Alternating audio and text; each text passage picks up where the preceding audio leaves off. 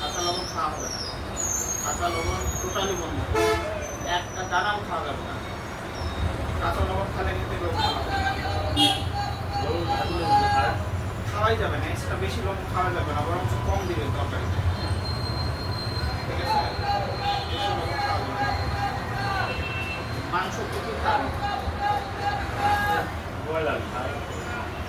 খায় না।